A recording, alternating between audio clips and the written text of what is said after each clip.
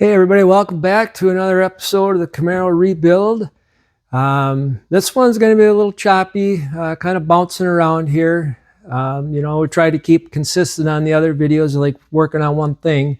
But the good part is we're getting the car down to get it blasted. So while that's out, getting that done, we're going to work on the motor some, getting it cleaned up, getting it torn down a little better. So I'll be ready to get painted up. Rear end, we're gonna get that prep for the disc brake conversion to go on to that and do some work on the rear end itself. Let's see what else. Tranny, we'll get that cleaned up too, take a look at that. So yeah, that's kind of the plan. And then once we get that car back, then we'll start seeing some real progress. So I hope you stick around, watch till the end, and I hope you're following along and seeing how we're doing on this car. I think we'll start seeing some real progress now. Seeing the quarter panels go on was great, but once we start bolting the car together, lining everything up, getting the primer and the body work done, that'll be nice. So stick around, and we'll see you later.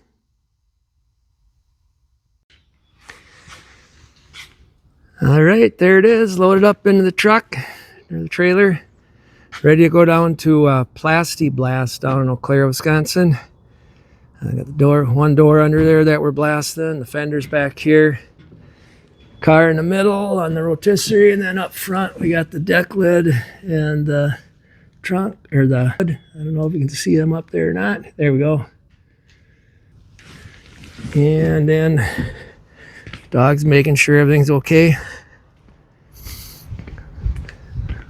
Up in the truck, we got, the spoiler, the front valance, cowl panel, all that stuff all ready to go. So yeah, we'll get her down there and we'll get these parts and the rest of the car stripped and be on our way to get this thing into paint soon.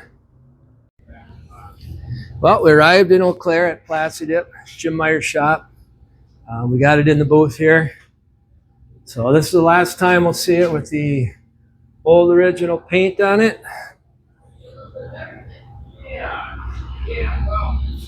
It's all in and ready to go. Here's our parts. Still got more parts outside here. We'll get rolled in. So this is Plasti Blast down in Eau Claire with the auto value. So yeah, here's the other parts. I did a little sanding on the hood to try to get that stuff ready. And there's Jim there. So yeah, next time we see them, they'll be ready to get the epoxy on them, and we'll get this thing moving along. Well, the car's down at the blaster to get stripped.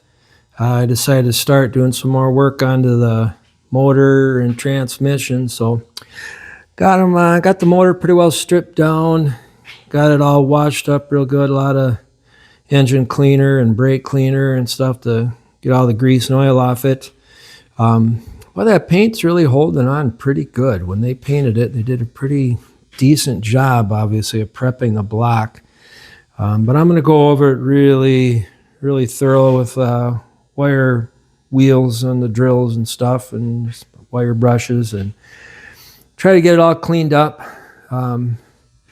get it ready to prime and paint. But yeah, it's looking pretty good. See, the timing cover's kind of all bent up and flattened out here. So we'll probably be replacing that. Obviously, we're replacing the valve covers. Might be keeping the oil pan. We'll see what kind of shape that's in when I go to take it off. I mean, it looks pretty decent. See what the most affordable route is, whether it's time to clean and repaint or powder coat this pan, or maybe just go with aluminum one or whatever. We'll see. Got to weigh the options. So here's the tranny, cleaned up pretty well, but man, this stuff here is got to be done. That'll come off with a wire brush, but it's really on there. I don't think the tranny ever came out of the car. And I guess there's also a plan in the works to probably replace this and instead go with a 700 R4. The 700 R4 just gives you that lower first gear, which I think with this little 327 will give it a lot more grunt out of the hole. And then also, you get that high gear overdrive for cruising down the highway. So I think it's a really good plan. Power Glide's great if you build it up and you're drag racing, but for a street driven car, not the best. So looks like we'll probably be doing that, but I'll still probably get this cleaned up so we can hopefully sell this and recoup a little cost out of it. So, all right, well, I'm gonna get to work on some other things, and we'll see you in a little bit.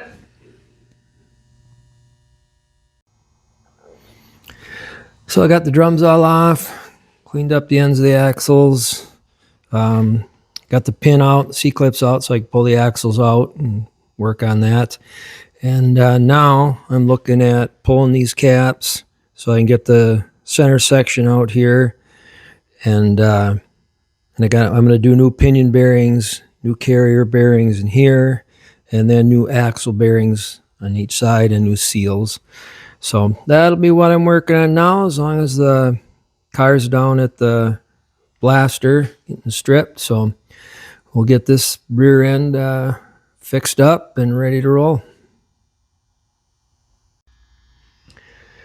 So I got it all torn apart, all cleaned up real nice. I got the old races for the pinion out and the new ones already pressed in. They went in nice. That's all looking good. The only issue I'm having now is this crush sleeve. So here's a crush sleeve that came with this. And it's an 8.2 GM 10 bolt. And the kit came with this short crush sleeve, which I do not believe is going to work on there. I think I will cut it out of there and just do a little trial fitting. But I did find through O'Reilly a crush sleeve that looks the same, says it fits the GM 8.2, but it says it's 2.5 inches long, where this only measures like 2 3/8. And I don't believe you're crushing a whole eighth when you're assembling this. I could be wrong. So I'm going to try to fit this one, and otherwise just keep doing some research and see what I can figure out. So the crush sleeve dilemma. Here is, the one that came on the car, and here's the one that came in this kit from Motive Gear. I was hoping that maybe there was enough of a shoulder here where this would grip on, but I think it would just, when you go to crush, I think it would just slide down. So that ain't gonna work. We're gonna have to go with this style. And the O'Reilly one, they wanted, $16-17 for it. Plus I had to go in and pay shipping, and because it's a special order, and I can get the same one off of Amazon, same price without paying shipping. So, and I'll get it quicker. So we're going to go with that. And then we should be good to go. I did kind of look to try to find the crush sleeve eliminator kit where you just use a heavier steel collar and shims to set your preload on the pinion bearings.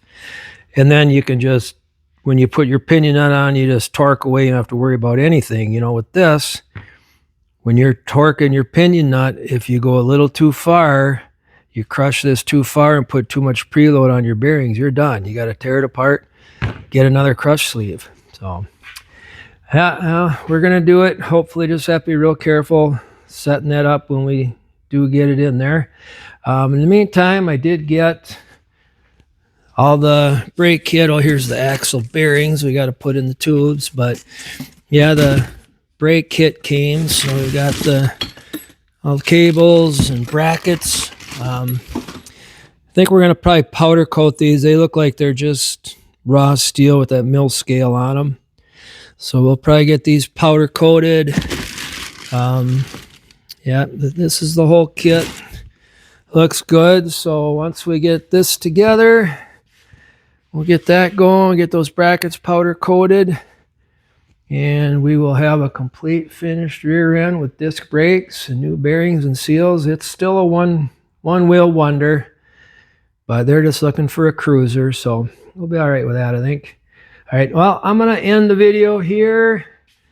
I say this one was a little choppy, kind of bouncing around, but we're getting some stuff done, and we'll get a lot of progress done when we get the car back from the stripper. So thanks a lot for watching. If you did watch it all the way to the end, appreciate it.